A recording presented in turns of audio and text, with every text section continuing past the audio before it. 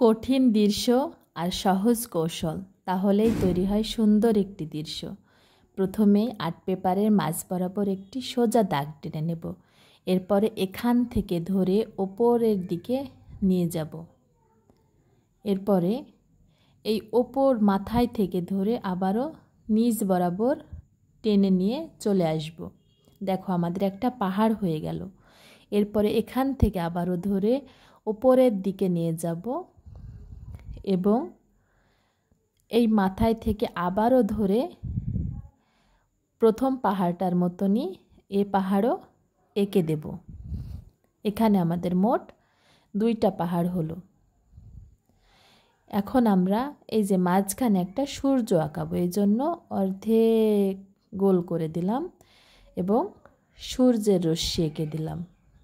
সূর্যের রশ্মি একটা ছোট এবং একটা বড় এভাবে আঁকতে হয়, একটা ছোট দাগ একটা বড় দাগ। এরপরে আমরা এই পাহাড়ের মাঝ বরাবর এখান থেকে নিয়ে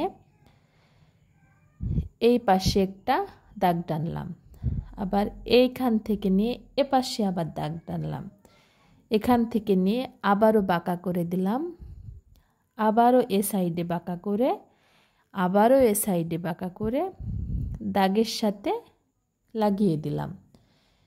এরপর এখানে একটু ছোট্ট দাগ টেনে এই দাগটাকে ডাবল করে দিলাম।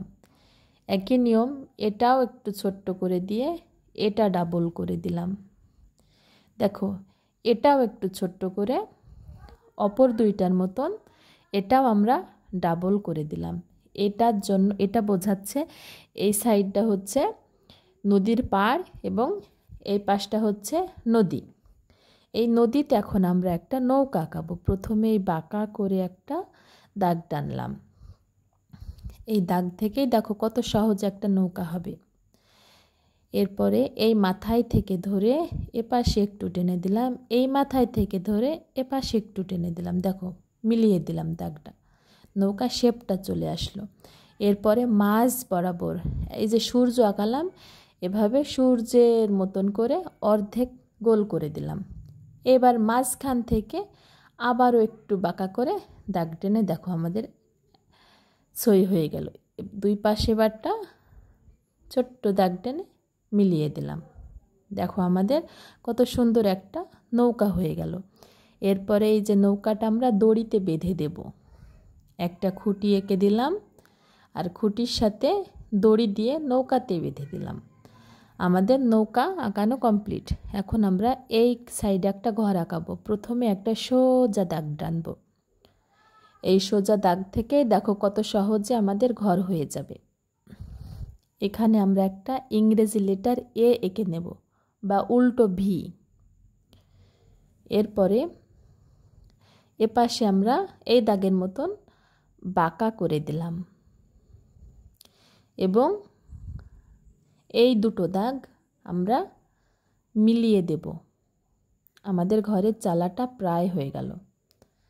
এরপরে এই দাগটা ডাবল করে দেব।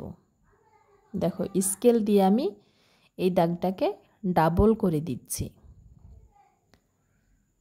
এই দাগটা আমার ডাবল হয়ে গেল। আমাদের ঘরের চালাটা কমপ্লিট। বাটটা এখান থেকে আমি একটা খুঁটি বের করব, তবে এই খুঁটিটা হবে আমার সবচাইতে বড়। এখান থেকে একটা খুঁটি বের করব, এটা হবে সবচাইতে ছোট। আর এখান থেকে আমি একটা খুঁটি বের করব। এরপরে এই 3টা খুঁটি আমি একসাথে মিলিয়ে দেব।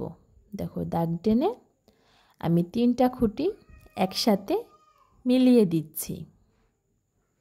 ঘর তো আমাদের কমপ্লিট। এখন ঘরের আমাদের জানালা দরজা আঁকানোর পালা। তার আগে আমি নিচে একটু ধারি এঁকে দিচ্ছি যাতে ঘরটা দেখতে আরও সুন্দর লাগে। দেখো ঘরের নিচে আরও চিকন করে দাগ টেনে দিলে আমাদের ঘরের ধারিটা হয়ে যায়। এরপরে আমি ঘরের জানালা এবং দরজা এঁকে দেব। দেখো একটা দাগ টানলাম, ওপর থেকে একটা ছোট্ট দাগ, আবারও একটা দাগ দিয়ে মিলিয়ে দিলাম। আমাদের দরজা আঁকানো কমপ্লিট এবং আমরা চতুর্ভুজের মতন করে একটা জানালা এঁকে নিয়েছি। আমাদের জানালা দরজা দুটোই কমপ্লিট হয়ে গেছে। এখন আমরা এই ঘরের পাশে একটা গাছ আঁকাবো। এই জন্য প্রথমে আমরা এই দাগটাকে রাবার দিয়ে মুছে ফেলব এবং পাহাড়ের কিছু অংশ মুছে দেব, যাতে গাছটা একটু প্রশস্ত হয় আমাদের। এরপরে গাছটা দেখো কত সহজ হয়। একটা ভি আঁকলাম, এ পাশে একটা ভি আঁকলাম, এ পাশে আরও একটা ভি আঁকলাম, মোট 3টা ভি। এরপর এখান থেকে দাগ টেনে এই পর্যন্ত নিয়ে আসলাম এবং এখান থেকে দাগ টেনে ঘরে ঠেকে দিলাম। দেখো এরপরে শিকড়টা একটু বাঁকা করে দিলে শিকড় হয়ে যায়। এরপরে সবগুলোর মাথাতে একটু ঢেউ করে দেব এবং এইখান থেকে শুরু করে আমরা ঢেউ কেটে গাছটা আঁকিয়ে দেব। দেখো আমাদের গাছটা আঁকানো কমপ্লিট। কত সহজে আমাদের গাছ হয়ে গেল, শুধুমাত্র 3টা ভি এঁকেছি, তাতেই আমাদের ডালপালা বিশিষ্ট গাছ হয়ে গেছে। এখানে আমি ঘাস এঁকে দেবো। দেখো গরুর শিংয়ের মতন ঘাস, এই যে 2টো শিং হলো। এবার আমি ছোট 3টা শিং আঁকাবো। এপাশে এই যে ওটা মাঝখানে হয়ে গেল আমার ঘাস। দেখো দৃশ্যটা কত সহজেই হয়ে গেল। রং করার পরে আমার দৃশ্যটা এরকম হয়েছে। আজকের মতন এখানে বিদায় নিচ্ছি।